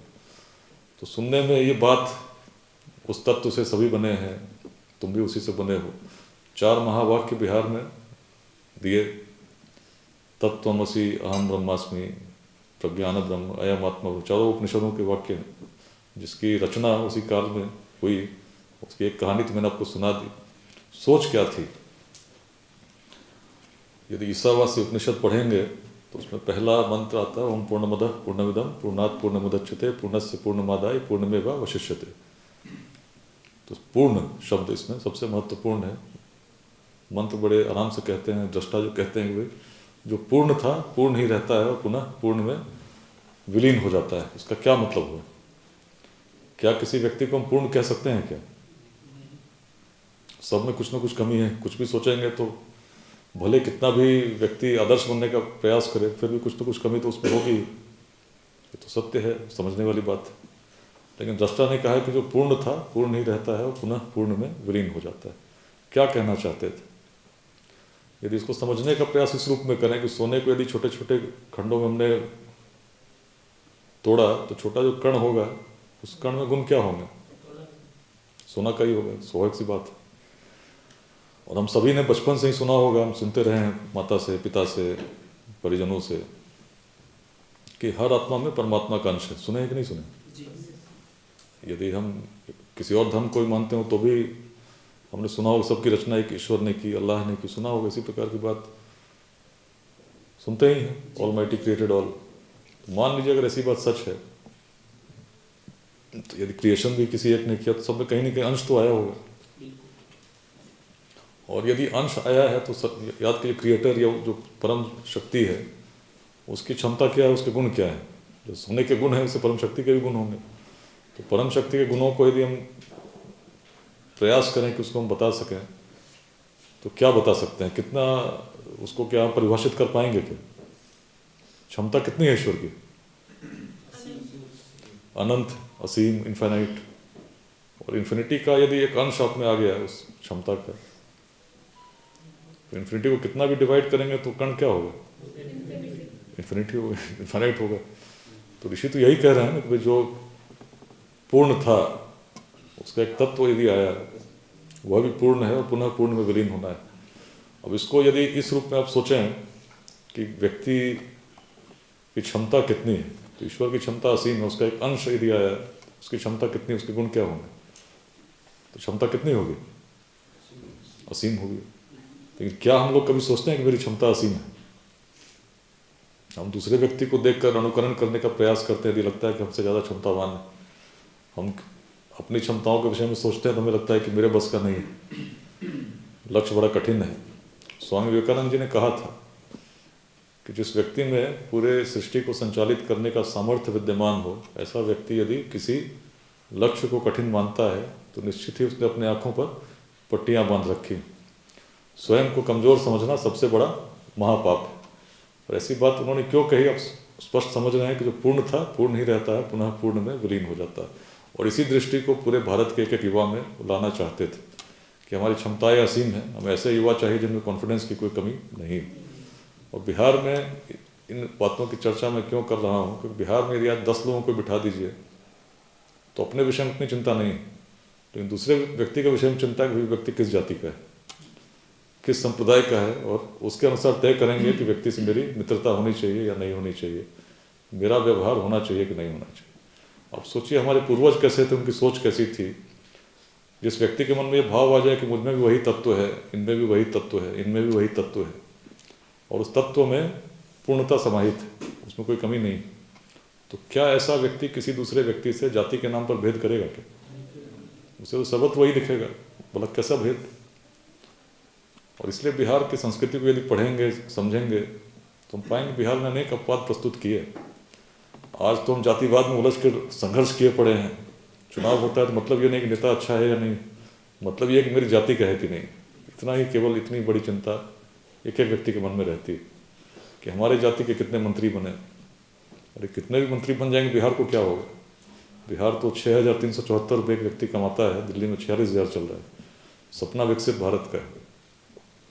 तो स्पष्ट सी बात है, बिहार में यदि ऐसा जातिवाद प्राचीन काल में रहता तो मगध में नंद वंश का तो उदय ही नहीं होता है। जो कोई समाज के सबसे निम्न वर्ग से आने वाला व्यक्ति शासक हो सकता है, ऐसी अवधारणा तो पूरे विश्व में नहीं थी। बिहार में तो थी, बिहार की दृष्टि अलग थी, जातियाँ थीं, ऐसा जातिवाद नहीं था। ऐसा जातिवाद रहता तो आचार्य चाणक्य सोचते कि हम तो अपने ही जाति के युवक को चुनेंगे, और ऐसा यदि सोचते तो भला चंद्रगुप्त महान इतिहास को कहाँ मिलते। ऐसी यदि सोच रही होती तो वैशाली तो कभी स्थापित ही नहीं होती। जिस क्षेत्र के उत्तर में हिमालय, दक्षिण में गंगा, पूर्व में कोसी, पश्चिम में नारायणी गंडक स्थापित थे, 7,707 गणराजा चुने जाते थे अलग अलग लोगों के द्वारा, अलग अलग जातियों से, और मिलकर बिना किसी विवाद के वैशाली के संथागार में प्रति वर्ष अपने गणाधिपति का चयन करते थे। अब सोचिए कैसे लोग रहे होंगे जिनको इस प्रकार का भाव जोड़ता था। और इस क्षेत्र को देखेंगे तो क्या उसमें मिलता है। प्राचीन काल से देखिए क्षेत्र की सोच, हर व्यक्ति में ईश्वर का अंश है, तभी तो इस प्रकार की सोच कहीं ना कहीं निकल के आ रही है, और उस प्रकार से हम अपवाद प्रस्तुत कर रहे हैं वैशाली के रूप में। व्यक्ति को व्यक्ति से जोड़ रहे हैं, हर भेदभाव से अलग होकर। यहाँ पर ब्राह्मी में लिखते हैं, अफगानिस्तान में खरोष्टी में लिख रहे हैं, लेकिन भाव एक है, संदेश एक। तो आज यदि हम चाहते हैं कि विकसित भारत का निर्माण हो तो बिहार सबसे आर्थिक रूप से पिछड़ा है, लेकिन बिहार की उस सोच को पुनः धारण करना होगा, सोचना होगा कि कैसे हम छोटे छोटे संघर्षों से ऊपर उठकर एक परस्पर सहयोग की भावना से राष्ट्र को आगे ले चलें। इसमें यदि कोई व्यक्ति वंचित है, पिछड़ा है, उसके लिए हम क्या कर सकते हैं, इस प्रकार का भाव हमारे मन में नहीं आएगा। हम यह सोचेंगे किस जाति का है तो फिर हो गया। व्यक्ति किसी जाति का और किसी संप्रदाय का यदि शिक्षित नहीं हुआ तो बिहार विकसित होगा क्या। और यदि हम सोचेंगे कोई अचानक कोई सिग्मा ग्रह से आएगा और अचानक बिहार को बदल देगा तो ऐसा होगा क्या। हर व्यक्ति को अपनी भूमिका समझनी होगी, भले हम बिहार से कटे हों, दूर हों, लेकिन यदि विकसित भारत का निर्माण करना चाहते तो अपने हिस्से का जो बिहार है उसमें थोड़ा सा योगदान तुम दे ही सकते हैं। तो यही पूर्ण रूप से इस अभियान की अवधारणा है, जिसमें हम लोगों को जोड़ने का प्रयास कर रहे हैं। दृष्टि मेरी नहीं है, हमारे ही पूर्वजों की सोच थी जिसको मैंने साझा करने का प्रयास किया। मेरे कुछ अनुभव जरूर हैं जिसको समय समय पर साझा इसलिए करता हूँ क्योंकि उनसे मुझे लगता है कि जिस यात्रा को, जिस ध्येय को लेकर मैं चल रहा हूँ, निश्चित उसमें सफलता प्राप्त होगी। 2 उदाहरण व्यक्तिगत जो बहुत कम समय में साझा करने का प्रयास करूँगा। बात हो रही थी बगहा की और रोहतास की। तो बगहा में एसपी बना था 2006 में दिसंबर महीने में। 2003 बैच का हूँ, बहुत यंग रहा। 23 साल में आईपीएस बन गया था, उस समय 26-27 साल की एज रही होगी। और बगहा में जब एसपी बने थे उससे पहले पटना में सिटी एसपी थे। तो सिटी एसपी पटना में 2006 में अगर याद करेंगे तो किडनैपिंग बड़े प्रचलित थी। कोई व्यक्ति कभी न कभी गायब होता रहता था, कभी कोई छात्र गायब था, कभी कोई चिकित्सक गायब था। और उसका सारा, यदि कोई व्यक्ति गायब हो तो सारा प्रेशर सिटी एसपी पे आना ही है कि सिटी एसपी काम के हैं कि नहीं है, इससे पता चलेगा कि व्यक्ति को ला पाएंगे कि नहीं ला पाएंगे। तो सिटी एसपी की नींद गई तो बेचारा भटकता रहता था पटना की इस गली से उस गली, मोबाइल सुनता था, खोजता था। तो इस अवस्था में लगभग 1 वर्ष रहे पटना में। वर्दी पहनते थे और रात में कब खुलती थी कब सोते थे इसका भी ठीक से ज्ञान नहीं रहता था, थक जाते थे। 1 साल तक चलता रहा, पटना कुछ नियंत्रित लगने लगा। तब तक अचानक एक रात फ़ोन आया कि आपका पोस्टिंग एसपी के रूप में बगहा कर दी गई है, आपको रात में ही ज्वाइन करना है। वहाँ पर 4 किसानों की हत्या हो गई है और पब्लिक में बड़ा विद्रोह है पुलिस का। लोग आंदोलन कर रहे हैं, पुलिस की भूमिका पर प्रश्न कर रहे हैं, और पुलिस फायरिंग में 2 लोग मारे गए हैं। तो बगहा से मैं तो परिचित था ही नहीं। पिताजी इंडियन ऑयल में रहे, यहीं नोएडा में भी रहा, बरौनी रिफाइनरी में समय बीता। बगहा सुना था मैंने कि टाइगर रिजर्व है, नेपाल की सीमा पर है, लेकिन रात में ही जाना था, मार्ग भी ठीक से पता नहीं था। तो रात में चलने लगे, पटना से चले। ड्राइवर भी पटना से बाहर कभी गया ही नहीं था। तो मुजफ्फरपुर से जाना था मोतिहारी, चला गया सीतामढ़ी। रात में जाड़े में कोई बताने वाला भी नहीं था।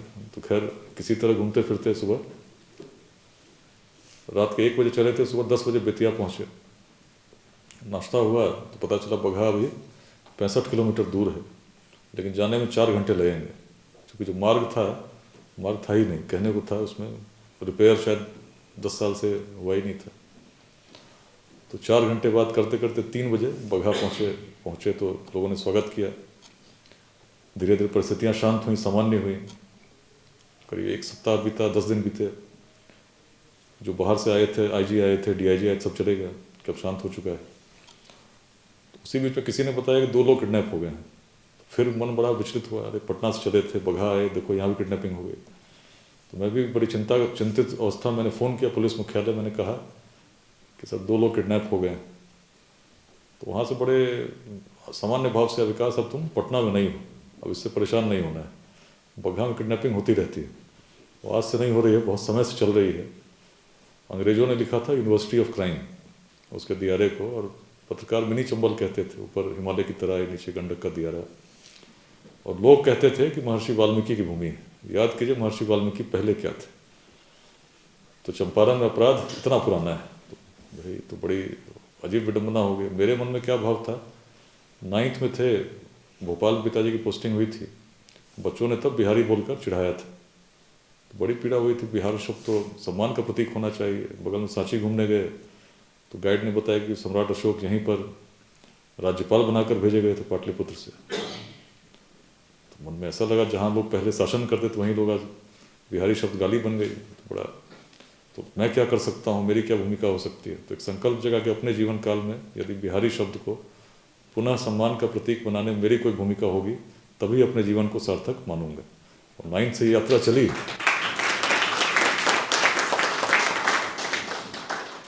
तो 9th में थे, 10th में आए, पिताजी की पोस्टिंग दिल्ली हुई। दिल्ली में केंद्रीय विद्यालय नोएडा में आए, बाद में सरदार पटेल विद्यालय दिल्ली में पढ़े। 12th के बाद IIT की मैंने परीक्षा दी 1997 में, बड़ी अच्छी परीक्षा हुई। लौट के आए तो अगले दिन सुबह माँ ने उठाते हुए कहा पेपर लीक हो गए हैं।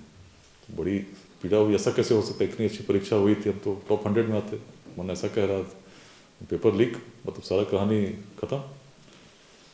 तो खैर 2.5 महीने बाद परीक्षा हुई। बड़े पीड़ित रहे, दुखित रहे कि क्या हो गया मेरे बिहार को। कभी विक्रमशिला में लोग पढ़ने आते थे, आज पेपर लीक हो रहा है, वो भी नालंदा का एक व्यक्ति करा रहा है, जिस नालंदा की ऐसी परंपरा रही। तो करते करते IIT कानपुर पहुंच गए। फर्स्ट ईयर तक तो पिताजी दिल्ली में ही थे, उसके बाद उनकी पोस्टिंग फिर से हो गई बरौनी, बेगूसराय जिला। तो घर जाना था छुट्टियों में, सारा सामान पैक, ट्रेन से जाना था। आप भी जाते होंगे घर। उस समय मोबाइल बन गया होगा लेकिन किसी के पास रहता नहीं था। तो हॉस्टल में एक फ़ोन हुआ करता तो वहीं फ़ोन आता था। तो सब तैयारी हो गई थी, फ़ोन आया कि विकास को मना कर दीजिए, घर नहीं जाना है। तो हम भी जाके फ़ोन के पास खड़े हो गए, भाई मना क्यों किया गया। तो पिताजी ने फ़ोन किया और कहा कि बेटा अभी लगन का समय चल रहा है, बेगूसराय मुकामा में पकड़ के शादी होती है, इसलिए अभी कैंपस में ही रहो। तो उसी समय लगभग 1 महीने IIT कैंपस में घूमते थे, मोर बंदर के बीच में। बाकी लोग घर चले गए थे, लेकिन चूँकि बेगूसराय के थे तो वहीं रहना था। तो उसी क्रम में IIT कानपुर की लाइब्रेरी में घूमते हुए एक दिन फिलॉसफी सेक्शन में चले गए, हाथ में आ गया बृहदारण्यक उपनिषद। वहाँ से जीवन में एक बड़ा परिवर्तन आ गया। संकल्प तो पहले ही था, लेकिन उपनिषदों को पढ़े तो पूर्वजों की दृष्टि मिली, बिहार की प्राचीन दृष्टि से परिचय हुआ। और तब लगने लगा कि मेरा जो जीवन है इसको तो मैंने संकल्प तो ले लिया, लेकिन तभी सार्थक हो गया कि जाकर बिहार में योगदान करता हूँ। तो बाद में नौकरी जर्मनी में भी लगी थी, इन्फोसिस में लगी थी, लेकिन मन कह रहा था कि कुछ योगदान ईश्वर मुझसे चाहता है। तो मैंने सिविल सर्विसेज की तैयारी शुरू की और पूरा प्रयास था कि पहले प्रयास में ही हो जाए। पहले प्रयास 2001 में निकले थे, IIT से दिया था, मेंस तक हुआ, इंटरव्यू कॉल नहीं आया। तो बड़े विचलित हुए, ऐसा कैसे हो गया। परिश्रम तो मैंने बहुत किया था। तो दिनकर जी की एक पंक्ति याद आई, और अधिक ले जांच देवता इतना क्रूर नहीं है, थक कर बैठ गए क्या भाई मंजिल दूर नहीं है। दोबारा तैयारी, एक बार और परीक्षा दी, 60वां रैंक आया, IPS आए, बिहार आए, संकल्प के साथ कि बिहार के बदलाव में योगदान देंगे। पहुंच गए बगहा में लोग कह रहे हैं कि यहाँ तो कुछ हो ही नहीं सकता, व्हाइट पैंथर चला है, ब्लैक पैंथर चला है, क्या कर लोगे। मन तो संकल्पित था कि परिवर्तन करना है। तो मैंने लोगों से पूछा कैसे हो सकता है। तो लोगों ने कहा डकैतों के आर्थिक रीढ़ पर हमला कीजिए। 320 एकड़ गन्ना लगता था, उस पर हम लोगों ने कार्रवाई की, बाहर से मजदूर बुलाए, कटवाया, करीब 26 लाख रुपए सरकार के खजाने में जमा हुए। जितने भी आर्थिक गतिविधियां थी उस पर हम लोगों ने रोक लगाई। तो डकैत भी विचलित थे, कुछ एनकाउंटर्स में मारे भी गए, लेकिन स्थायी परिवर्तन इससे नहीं था। स्थायी परिवर्तन तब हुआ जब लोगों से हम जुड़े और सोच को बदलने का हम लोगों ने प्रयास किया। एक एक परिवार में जाकर हम लोगों ने डकैतों के परिवारों से बात करनी शुरू की, संवाद स्थापित किया और कहने लगे रत्नाकर यदि रत्नाकर ही रहे होते तो विश्व किस वाल्मीकि को जानता है। तो एक सकारात्मक परिवर्तन से एक व्यक्ति पूज्य हो सकता है। तो आपके जो भी भाई बंधु बाहर भटकते हैं उनको समझाइए कि इस भूमि के प्रति उनका भी दायित्व है और भूमि की शांति स्थापित करने में यदि मुख्य धारा से जुड़ते हैं तो सदियां उनको याद करेंगे। तो इस प्रकार के भाव के साथ जब हम लोगों ने लोगों से जुड़ना शुरू किया तो उसके परिणाम बड़े आश्चर्यजनक निकले। करीब 26 गिरोह थे, सभी ने शस्त्रों के साथ 1 वर्ष की अवधि में सरेंडर कर दिया। और जो किडनैपिंग 150-100 इस प्रकार होती थी, वो किडनैपिंग भी पटना में थे तो रैंसम कॉल फ़ोन पे आता था। बगहा में तो इतनी स्थापित व्यवस्था थी कि फ़ोन करने की आवश्यकता ही नहीं थी। कोई व्यक्ति लुंगी और कुर्ता पहन के आके घर पे चिट्ठी दे जाता था, उसमें लिखा रहता इतना पैसा देना है, इतना अनाज देना है, इतना चांद मार्का की लुंगी देना है, लंबी लिस्ट होती थी। उसके नीचे लिखा रहता था जय माँ दुर्गे, उसके नीचे बिहार सरकार, मतलब वहाँ की बिहार सरकार रही, और उसके नीचे गैंग लीडर का नाम रहता था। तो पूर्वी उत्तर प्रदेश में जो लोग रहते हैं, कुशीनगर, गोरखपुर, सब परिचित हैं उस क्षेत्र से। तो उसमें सबसे नीचे एक नोट लिखा रहता था, उसमें लिखा रहता था इंस्टॉलमेंट में भी पेमेंट की सुविधा है। तो इस प्रकार से सभी गैंग्स चल रहे थे, लेकिन जब लोगों से जुड़े, उनसे इस प्रकार की बातें हुई तो परिणाम आ गया। किडनैपिंग तब 0 पे आई, उस समय फॉरेस्ट में फॉरेस्ट डिपार्टमेंट के लोग भी नहीं जाते थे, वो भी किडनैप हो जाते थे। लेकिन अब टूरिस्ट भी जाते हैं, बाघों की संख्या बढ़ गई है। अभी 2 साल पहले इंडिया टुडे ने उसको बेस्ट टाइगर डेस्टिनेशन के रूप में बताया था, काफ़ी रिजॉर्ट्स भी खुल गए हैं, आप जा सकते हैं। बगहा के बाद मेरी पोस्टिंग हुई थी रोहतास 2008 में। 2002 में डीएफओ शहीद हुए थे संजय सिंह, 2006 में डीएसपी शहीद हुए थे। और जब मेरी पोस्टिंग हुई तो मन में वही था, बगहा तो बदल चुका था, रोहतास आए थे। रोहतास का किला पहाड़ी पर स्थित था, जाने में कच्चा रास्ता था, लेकिन इच्छा थी कि परिवर्तन करना। पहली बार, दूसरी बार तो चले गए, तीसरी बार गए तो मुझ पर भी बहुत गोलियां चली, बगल से निकली, लग गई होती तो आज यहाँ नहीं रहते। लेकिन ईश्वर की इच्छा कुछ और थी, तो वहाँ भी लोगों से जुड़ने लगे। वो पहाड़ पर आदिवासी रहते थे, उनसे जब बात करने लगे, सब यही कहते कि हमारे पूर्वज छशवी थे, उनके द्वारा रोहतास किले को स्थापित तब किया गया था। जब मुगल आए, उनके लेखक फरिश्ता ने लिखा कि दुर्ग अभेद्य है, इसको बल से नहीं केवल छल से जीता जा सकता है। ऐने अकबरी में लिखा था कि 200 से अधिक झरने हैं, बड़ा रमणीक है। तो मैंने लोगों से यही कहा, पूर्वज इतने छशवी थे तो तुम्हें क्या कमी है? आज क्यों इस रोहतास किले पर ऐसी स्थिति हो गई कि काले झंडे लहराते हैं, राष्ट्रीय उत्सवों पर आज तक कभी तिरंगा नहीं लहराया है। ऐसा भय का वातावरण है कि पर्यटक तो छोड़ दीजिए, बाहर से लोग नहीं आते, लेकिन इस क्षेत्र में पर्यटन की बड़ी संभावना है। तो जब ये बात कही, और यहीं तक नहीं रुके, हम लोगों ने बोर्ड लगाया कि रोहतास पुलिस आपका स्वागत करती है रोहतास किले पर। तो लोग हंसते थे, जहाँ पे गोलियाँ चलती हैं आप वहाँ पर्यटकों को बुला रहे हैं। लेकिन यही नहीं रुके, हमने सभी आदिवासी युवकों को करीब 100 की संख्या में अलग अलग गाँवों से चुनकर ट्रेनिंग देनी शुरू की एज टूरिस्ट गाइड। तो लोग जिनको समझ में नहीं आ रहा था तो और हंस रहे थे, एसपी को हो क्या गया। जहाँ ऐसा वातावरण है कि कोई जा नहीं सकता, वहाँ पर टूरिस्ट गाइड बना रहे हैं, तो कुछ गड़बड़ है। तो खैर हम लोगों ने सभी को टूरिस्ट गाइड की ट्रेनिंग दी, साइकिल दिया, टॉर्च दिया कि भाई पर्यटक यदि आते हैं तो कम से कम उसके लिए भोजन ही ले आना, और छोड़ दिया। गांव में जब ये लड़के गए तो एक एक गांव में सभी बात करने लगे अपने लोगों से, और कहने लगे कि इन्हीं उग्रवादियों के कारण हमारे क्षेत्र का विकास रुका हुआ है। और उसका असर ये हुआ, कुछ समय में 1 वर्ष भी नहीं लगा, हर गांव में उग्रवादियों का विरोध होना शुरू हो गया। और जो अपना लिबरेटेड जोन मानते थे कि यहाँ से हम उखड़ नहीं सकते। चुनाव कराने हम लोग गए थे तो बीएसएफ के कैंप पर हमला हो गया था। एक लंबी कहानी है, कैसे हुआ, क्या हुआ। खैर स्थिति बहुत विपरीत थी, लेकिन उस विपरीत स्थिति में जब आदिवासी जगह, क्योंकि हर ओराव, हर खरवार उस रोहतास के किले को अपना उद्गम स्थल मानते थे, अपने पूर्वजों पर बड़ा गर्व करते थे। लेकिन जब वो जागृति आ गई कि हमारा क्षेत्र है, इसमें शांति आनी चाहिए, तो उग्रवादी भी विवश होकर उनको सरेंडर करना पड़ गया। तो रोहतास किले पर जिस 26 जनवरी 2009 को पहली बार तिरंगा लहराया था स्वतंत्रता के बाद, और आज 2400 घंटे तिरंगा लहराता है। आप किसी भी समय जा सकते हैं, कोई रुकने वाला नहीं, कोई टोकने वाला नहीं। तो स्थितियाँ बदल सकती हैं। बिहार को आज हम पिछड़ा मान रहे हैं, और जब सोचते हैं तो बड़ी चिंता होती है कैसे सुधरेगा, कैसे विकसित होगा। अभी एक कार्यक्रम थे, एक व्यक्ति ने कहा कि लॉ एंड ऑर्डर इतना खराब है कि कुछ हो ही नहीं सकता। मैंने पूछा कि आपको क्या दिक्कत हो गई? तो नहीं, मैंने सुना है कि बहुत ख़राब है। मैंने कहा परसेप्शन कुछ भूल जाइए, चीज़ें बदल रही हैं, और चीज़ें बहुत तेज़ी से बदल रही हैं। रोड नहीं थे, आज रोड सबसे अच्छे रोड बिहार में आपको देखने को मिलेंगे। चीज़ें बदल रही हैं और बिहार विकसित हो रहा है। 14.5% 2 साल पहले का ग्रोथ रेट था, अभी 13.09% लास्ट ईयर का था।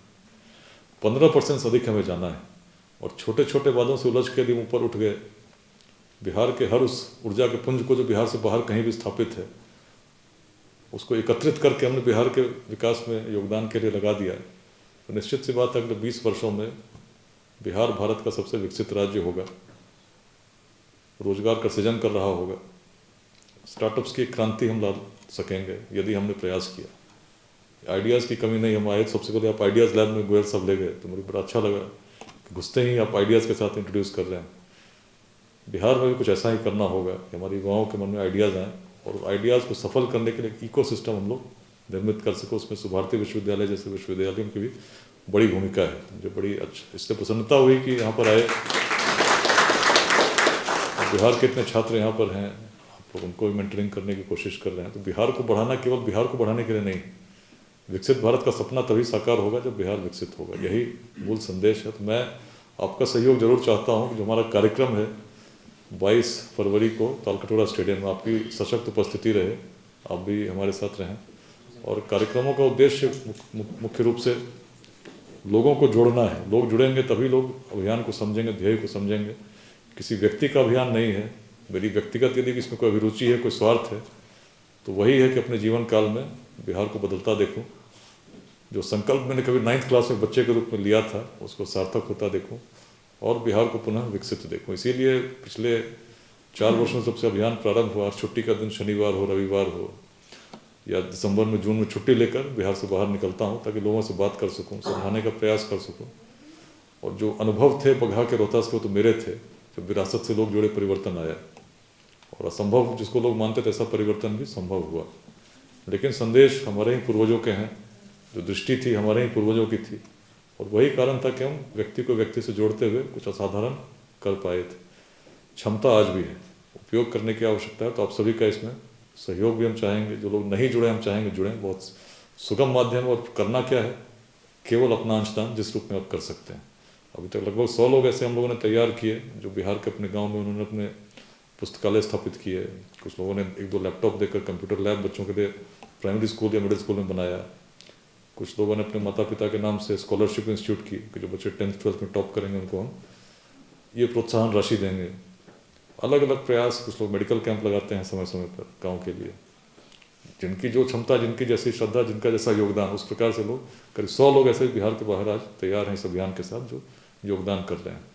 दृष्टि है कि लाखों लोग इस प्रकार से करें, जो जहाँ हैं उसी रूप में यदि कुछ योगदान कर सकते हैं, केवल अपने गाँव के युवाओं से, विद्यालय से भी जुड़ें तो एक बड़ा परिवर्तन निश्चित रूप से दृष्टिगोचर होगा। और यूथ के लिए सबसे बड़ी बात जो हम कहते हैं, यही कहते हैं, पहले स्वयं स्थापित हो जाइए, सफल हो जाइए अपने लक्ष्यों में, उसके बाद थोड़ा संशोधन समाज को जरूर दीजिए। तो यही मेरा संक्षिप्त संदेश है। आपका समर्थन, आपका सहयोग चाहिए। अभियान मेरा व्यक्तिगत नहीं है और मैं आभार व्यक्त करता हूँ गोयल साहब का, पूरे स्वामी विवेकानंद सुभारती विश्वविद्यालय परिवार का, जिन्होंने मुझे आज आमंत्रित किया, अवसर दिया आपके साथ जुड़ने का। तो जुड़ाव तो आज प्रारंभ हुआ है, जब तक हैं, जब तक अस्तित्व है, निश्चित बना रहेगा। और मेरा भी प्रयास रहेगा कि आगे भी जुड़ा रहूं, वो मिलते रहें, बात करते रहें। राष्ट्र को विकसित करने में सबकी भूमिका हो। धन्यवाद। सर, सबसे पहले तो आपको हुई असुविधा के लिए हम आपसे माफ़ी चाहेंगे। दरअसल आपने कहा कि ये परेशानी आपको हमेशा ही देखने को मिलती है क्योंकि आपकी कद काठी इतनी ऊंची है। आपके फिजिकल अपीयरेंस की हम बिल्कुल बात नहीं कर रहे हैं। जितना बड़ा इंट्रोडक्शन हमने आपका पढ़ा था उससे कई ज़्यादा बातें थी जो हमने लेफ्ट आउट कर दी क्योंकि हम पढ़ नहीं सकते थे। तो इस वजह से माइक आप तक नहीं पहुंच पाया, हमारे शब्द ही आप तक नहीं पहुंच पा रहे। माइक कैसे पहुंच पाएगी? एक बार ज़ोरदार तालियां सर के लिए।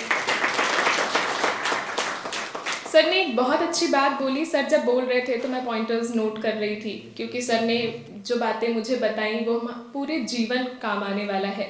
सर ने एक बात कही कि जो पूर्ण है वो पूर्ण ही रहता है और पूर्ण में ही आके विलीन हो जाता है। ये कॉन्सेप्ट बिहार से इसलिए आया कि मुझे लगता है जो पूर्ण है वो शून्य है और शून्य बिहार से उत्पत्ति हुई है उसकी। और शून्य के लिए कहते हैं कि जो शून्य पे सवार है, बेअदब सा बेखुमार है, वो मुश्किलों से नहीं डरता क्योंकि वो खुद ही कहर हजार है। और ये कोई और नहीं, हमारे बीच हमारे सर ही हैं।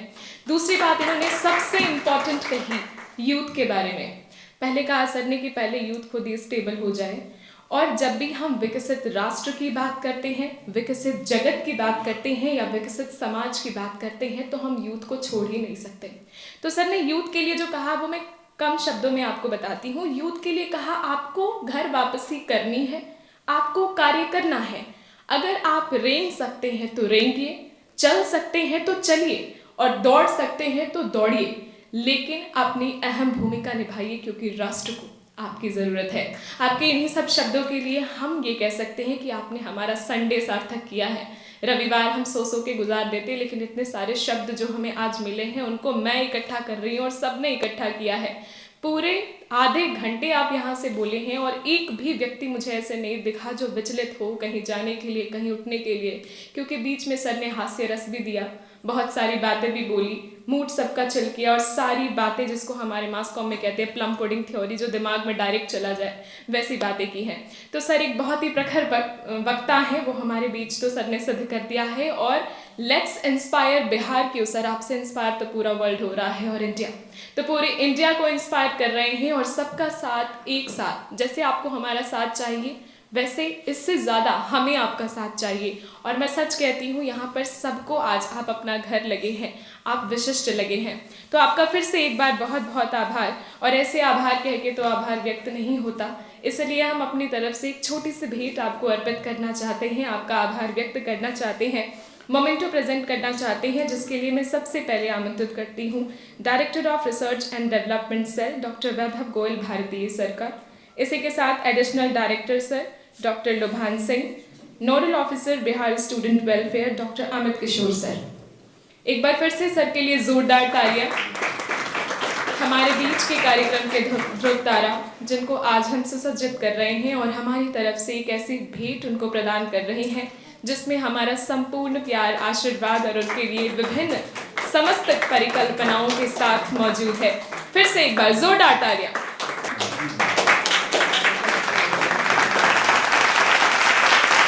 और आपका फिर से स्वागत करती हूँ, जिसके लिए हमारे बीच उपस्थित हैं doctor Vaibhav Goyal Bhartiya sir, doctor लुभान sir और डॉक्टर अमित किशोर सर। हम बहुत बहुत स्वागत करते हैं इंद्र मोहन यादव सर का। आप chief coordinator Delhi NCR let's inspire Bihar से हम सबको इंस्पायर करने आए हैं। जोरदार तालियों के साथ आपका स्वागत और अभिनंदन। और जैसा कि मैंने कहा था, कार्यक्रम अपनी अंतिम कड़ी को जोड़ते हुए आगे बढ़ रहा है।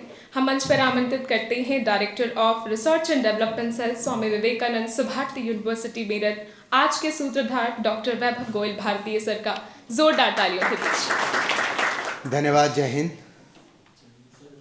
धन्यवाद की बात मैं सोच रहा हूँ धन्यवाद किसका करूँ, और धन्यवाद से पहले कुछ उद्गार, कुछ विचार जरूर कहना चाहूँगा, यदि सर की परमिशन है तो।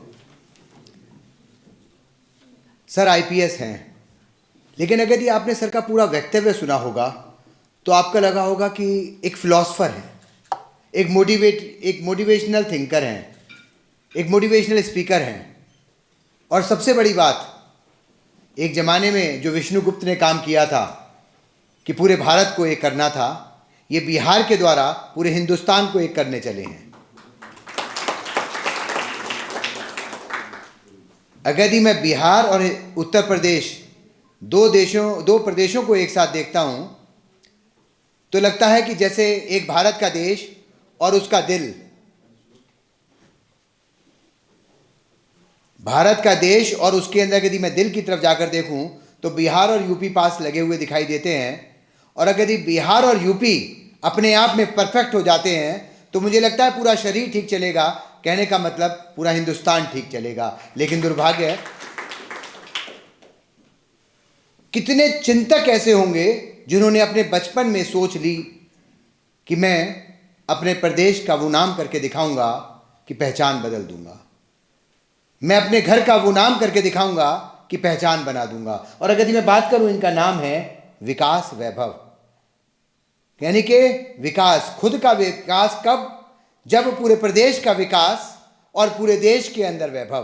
तो मुझे आपका चरित्र, जब आप यहाँ बोल रहे थे, मैं देख रहा था कि आपके अंदर एक फिलॉसफर है, एक टीचर है, एक मोटिवेशनल स्पीकर है और एक कंपोजिट पर्सनैलिटी की मैं बात करूं जिसके अंदर फुल ऑफ कॉस्मिक एनर्जी है, जो कि आज की तारीख में सबको जरूरत है, वो सब आपके अंदर मौजूद है। हम सुभारती विश्वविद्यालय के अंदर आपका स्वागत करके अपने आप को गदगद महसूस कर रहे हैं।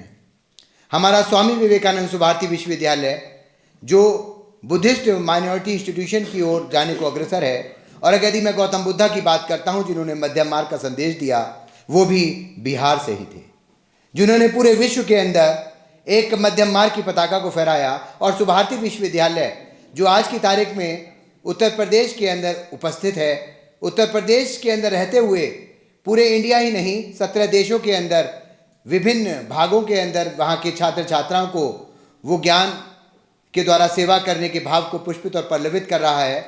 मैं उम्मीद करूंगा कि आपका जो बिहार को प्रेरित करने का संकल्प है, मेरठ के अंदर जो आपने बात की, 80 परिवार के लगभग लोग इस मिशन से जुड़े हैं।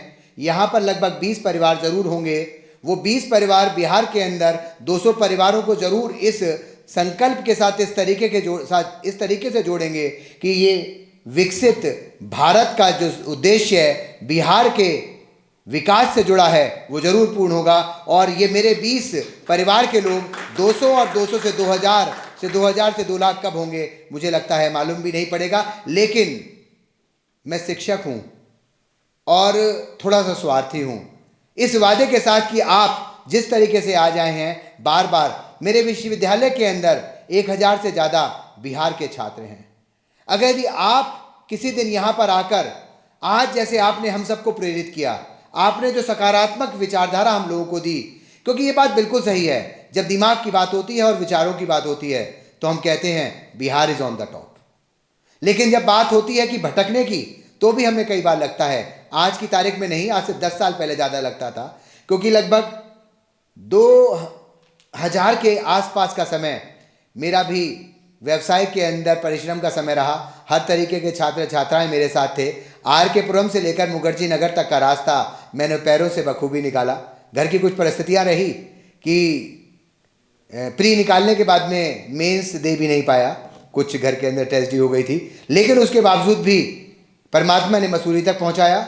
और आज आपसे जब मिला तो मुझे लगता है कि अगर व्यक्ति अपने आप को स्थिर कर ले और स्वयं को पहचान ले, और जिस तरीके से कटोरे को देखकर चलकर ये सोच ले कि एक भी बूंद नहीं छलकनी है, कहने का मतलब ऊर्जा जो भगवान ने हमारे अंदर दी है, जो पूर्णता भगवान ने हमें हमारे अंदर दी है, अगर यदि हमने बिना छलके अपनी जिंदगी को आगे की तरफ अग्रसर कर दिया तो विकास निश्चित है और वैभव कम नहीं हो सकता, चाहे वो स्वयं का हो, परिवार का हो या देश का हो।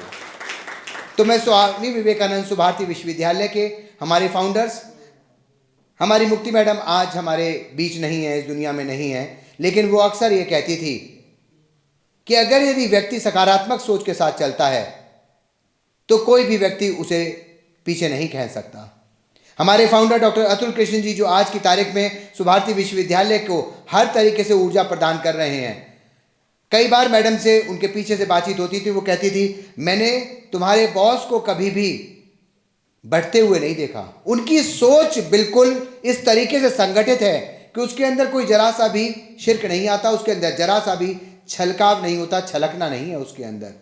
तो जिस तरीके से बॉस लेकर चल रहे हैं, हमारे CEO डॉक्टर शल्याराज विश्वविद्यालय को लेकर चल रही हैं, हमारे यहाँ पर विभिन्न प्रकल्पों के अंदर जितने भी अमर शहीदों के नाम हैं, हमारे देश की विभूतियों के नाम हैं, उनकी ऊर्जा निश्चित ही सुभारती विश्वविद्यालय के पूरे प्रांगण के अंदर है। और आज जब आप यहाँ पर आ गए हैं तो आपकी ऊर्जा भी हमारे इस प्रांगण के अंदर जरूर यहाँ पर प्रवाहित रहेगी। और आपसे हमें उम्मीद है और आपसे वादा चाहिए कि आप शीघ्र ही हमारे विश्वविद्यालय के अंदर हमारे सभी, न केवल बिहार के बच्चों को, बल्कि हमारे विश्वविद्यालय जो कि हमारे मिनी इंडिया और मिनी वर्ल्ड को रिप्रेजेंट करते हैं और आने वाले समय में सुभारती जो पूरे विश्व के अंदर फैलना चाहता है, हम चाहेंगे आप हमारी सुभारती की मुहिम से जुड़ें और हम आपकी मुहिम से जुड़ चुके हैं।